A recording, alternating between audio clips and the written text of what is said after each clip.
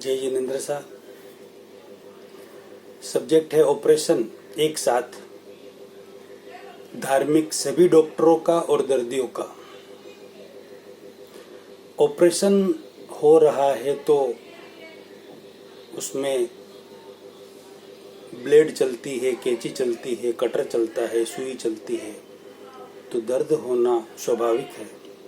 भाव नहीं है मेरे कि किसी भी गृहस्थी या किसी भी सन्यासी को कोई भी दर्द हो, दिल में यही भावना है कि रियलिटी सबको पता चले और सही मार्ग पर, सही समझकर सही मार्ग पर सब चले। यही दिल की भावना है, सबका मंगल हो, कल्याण हो, यही भावना है। और कोई भावना नहीं किसी के दिल को, किसी की श्रद्धा को, किसी की आस्था को, किसी के विश्वास को आहत करने की बिल्कुल भावना नहीं है। फिर भी होता है तो मैं दिल से क्षमा याचना करता हूँ, क्योंकि ऑपरेशन है। थोड़ा बहुत दर्द जहाँ गांठ निकलती है, जिनके जिनके है गांठें निकलेगी तो थोड़ा दर्द होगा। प्रतिक्रमण करता हूँ मैं दिल से।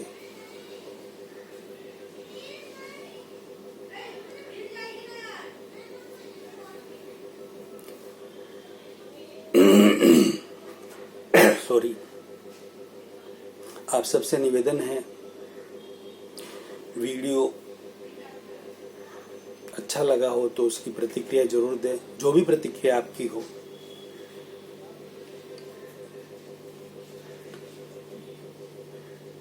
आचार्य श्री महाश्रमण जी का कथन है कि आचार्य श्री महाप्रज्ञ जी का कथन है कि मैं तपस्या के पक्ष में भी नहीं हूँ।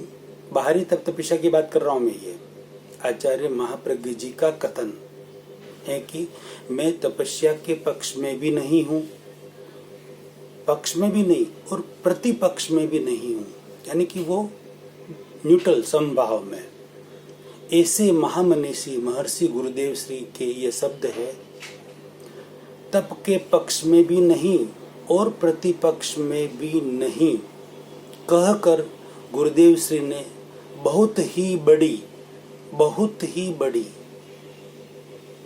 बहुत कुछ कह दिया, बहुत बड़ी बात कह दी और बहुत कुछ कह दिया। बुद्धिजीवी वर्ग जो भी है, अच्छी बुद्धिजीवी वर्ग और साधारण व्यक्ति भी, फिर गृहस्थी हो या सन्यासी, कोई भी समझने वाले अच्छी तरह से समझ सकते हैं कि गुरुदेव क्या चाहते थे। तप के पक्ष में भी मैं नहीं हूं और तप के प्रतिपक्ष में भी नहीं। गुरुदेव आचार्य महाप्रज्ञ जी लगभग मेरे अनुसार बाहरी तप जो अभी हो रहे उपवास आदि नहीं के बराबर करते थे। उपवास आदि संवत्सरी पर लगभग करते थे या और कभी एक आध दो और कर लिए, बाकी वो तपस्या के पक्ष में नहीं थे। बाहरी तपस्या शारीरिक शुद्धि के लिए और कषाय से संबंधित दोष की मुक्ति के लिए करना चाहिए। कषायों से संबंधित दोष की शुद्धि के लिए तो खास करके भाव से आलोचना, प्रायश्चित, पछतावा करके प्रतिक्रमण और प्रत्याख्यान बहुत जरूरी है। साथ में तब विशेष शुद्धि के लिए का सहारा लिया भी जा सकता है, और उसका सहारा आप नहीं लें तो भी कोई दिक्कत नहीं है। प्रायश्चित के लिए तप का सहारा नहीं ले तो भी दिक्कत नहीं। भाव से, दिल से प्रायश्चित होना जरूरी है। तप का सहारा भी लिया और यदि आलोचना नहीं की, प्रायश्चित दिल से नहीं किया, पछतावा नहीं किया, पश्चाताप नहीं किया, तो दोष से मुक्त नहीं हो पाएंगे। बाकी आत्मधर्म, आत्मशुद्धि के लिए तो अंतर तप, आंतरिक तप की जरूरत है। बाहरी तप से शुद्धि संभव नहीं है। बाहरी तप से सिर्फ शरीर की शुद्धि संभव है, और सही तरीके से किया, मन वचन काया की एकता से, तो पुण्य होगा। और एकता बिना किया तो पाप होगा, अधोगति में जाना होगा। आचार्य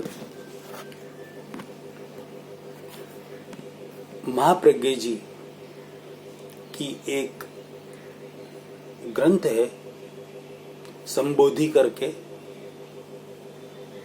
उसमें तपस्या के बारे में उन्होंने बहुत अच्छा लिखा है। उसे हम समझने की कोशिश करते हैं। संबोधि ग्रंथ के अध्याय 3 पेज नंबर 34 श्लोक नंबर 7 का अर्थ है तप वैसा ही करना चाहिए। ये आचार्य महाप्रज्ञ जी के शब्द है। तप वैसा ही करना चाहिए जिससे हमारा मन आर्त ध्यान में न फंसे। समझने जैसी बात है, आर्त ध्यान में न फंसे, क्योंकि सब धर्मों में विवेक प्रमुख धर्म है। आर्त ध्यान में फंस गया तो वह व्यक्ति अधोगति में जाएगा। सब धर्मों में विवेक प्रमुख धर्म है। विवेक शून्य व्यक्ति अपने आप को शुद्ध नहीं कर सकता। विवेक नहीं है, विवेक शून्य है, तो विवेक शून्य व्यक्ति अपने आप को शुद्ध नहीं कर सकता। संबोधि के अध्याय 14 पेज नंबर 156 श्लोक नंबर 5 का अर्थ है कि जो व्यक्ति केवल पदार्थों का त्याग करता है, उसकी आसक्ति का त्याग नहीं करता, वह व्यवहार दृष्टि से त्यागी है। वास्तव में त्यागी वही है जो आसक्ति को त्याग चुका है, आसक्ति का त्याग करता है। आज मैं भोजन नहीं करूंगा, आज उपवास करूंगा, अट्ठाई करूंगा, वो करूंगा, ये करूंगा, लेकिन उसके भोजन के प्रति जो आसक्ति है उसका त्याग नहीं किया तो कोई मतलब नहीं है। संबोधि के ही अध्याय 14 में पेज नंबर 156 पर श्लोक नंबर 6 का अर्थ है कि देहधारियों के लिए सर्वथा पदार्थ का त्याग संभव नहीं होता, किंतु वे आसक्ति का सर्वथा परित्याग कर सकते हैं यदि करना चाहे तो।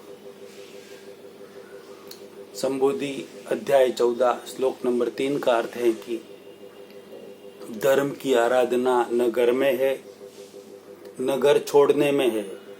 बहुत बड़ी बात कही है। धर्म की आराधना न घर में है और न घर छोड़ने में है। उसका अधिकारी गृहस्थी भी नहीं और ग्रह त्यागी भी नहीं। बहुत बहुत बड़ी बात कह दी। उसका अधिकारी गृहस्थी भी नहीं और ग्रह त्यागी नहीं। उसका अधिकारी वह है जो आशा का त्याग कर चुका है, जो आसक्ति का, आशा का, कामना का त्याग कर चुका है। संबोधि अध्याय 14 श्लोक नंबर 4 का अर्थ है कि जिसने घर का त्याग किया मगर आशा का त्याग नहीं किया, जिसने घर का त्याग किया मगर आशा का त्याग नहीं किया, वह न त्यागी है न गृहस्थी है। बहुत बड़ी बात कह दी। वह न त्यागी है न गृहस्थी है। वही मनुष्य त्याग का अधिकारी है जो आशा को त्याग चुका है। त्याग का अधिकारी कौन है? जो आशा को त्याग चुका है। संबोधि अध्याय 12 पेज नंबर 131 श्लोक नंबर 22 का अर्थ है कि मेरा यह अभिमत है कि विवेकी व्यक्ति न देह को ज्यादा क्रश करे। बहुत बड़ी बात कही है।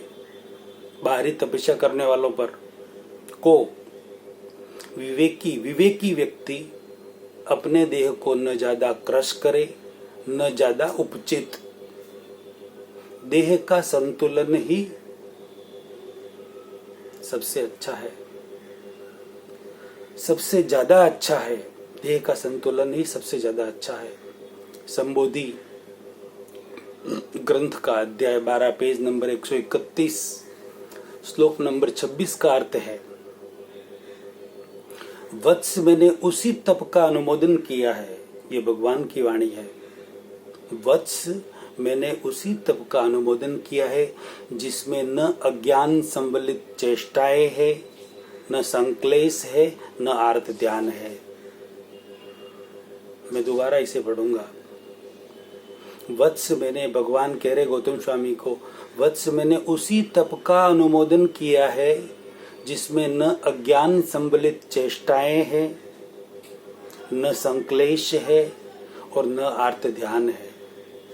यदि आर्त ध्यान होता है, हमें क्लेश हो जाता है, तो वह तब हो ही नहीं सकता, उससे पुण्योपार्जन हो ही नहीं सकता।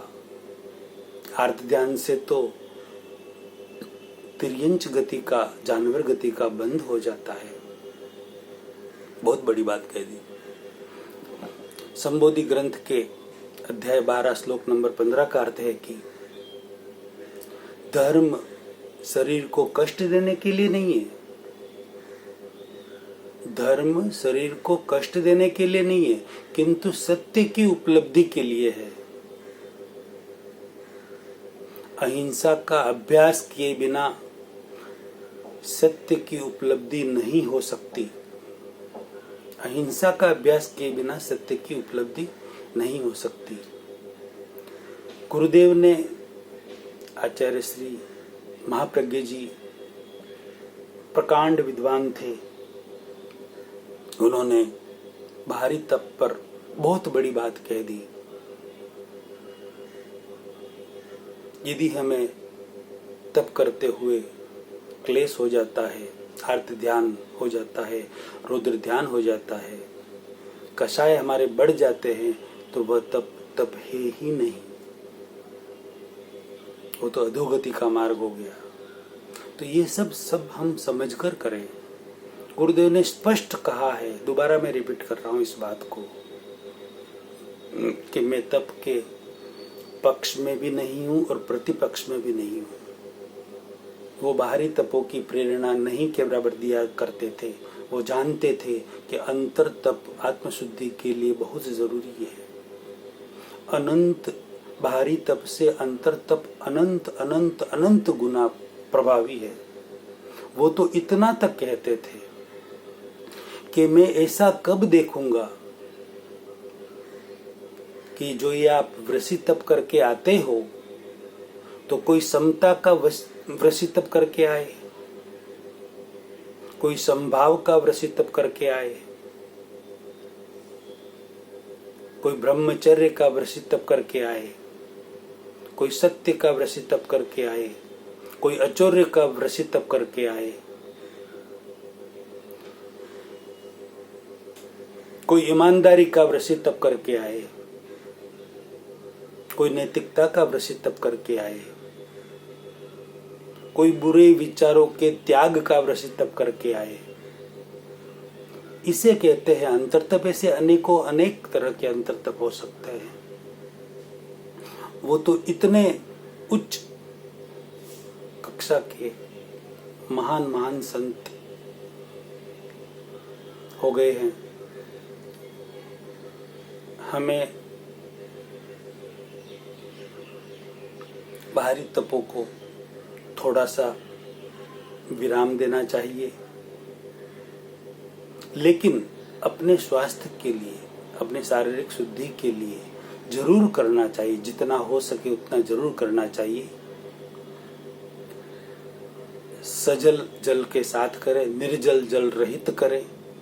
यदि सजल से भी दिक्कत है तो आप किसी जूस के साथ भी कर सकते हैं, लेकिन शरीर को शुद्ध रखें। शरीर शुद्धि प्रथम जरूरी है। शरीर शुद्धि प्रथम जरूरी है। शरीर शुद्धि होगी तो ही हम अंतर तप अच्छी तरह से कर पाएंगे और आत्म शुद्धि हमारी अच्छी तरह से होगी, वरना नहीं हो सकती। ये सब बात यदि आप सब पूरे जैन समाज के सारे गुरुदेवों को समझ में आ रही है, ध्यान में आ रही है, तो इसे अपनाने का मैं आपसे विनम्र अनुरोध कर रहा हूँ। और जो भी कोई मेरी ओर से भूल चूक गलती हो गई है, सब्जेक्ट ऑपरेशन है, इसलिए गांठें जब निकलेगी तब दुख होना, दर्द होना स्वाभाविक है, लेकिन भाव नहीं है मेरे। ये बार बार मैं रिपीट कर रहा हूँ और बार बार पेन किलर भी दे रहा हूँ, बार बार हाथ जोड़कर क्षमा याचना करता हूँ। यही मेरे पास तो पेन किलर है। दिल से बारंबार रिक्वेस्ट आप सबसे कर रहा हूं कि मैंने आज दिन तक जितने भी विषय सुझाए हैं और उसके समाधान भी दिए हैं, उन सब पर आप जरूर गौर करवाएं। जरूर जरूर जरूर यदि गौर करके अच्छे लगे तो आप जरूर अपने समाज में उसे अंगीकार करवाएं। और यदि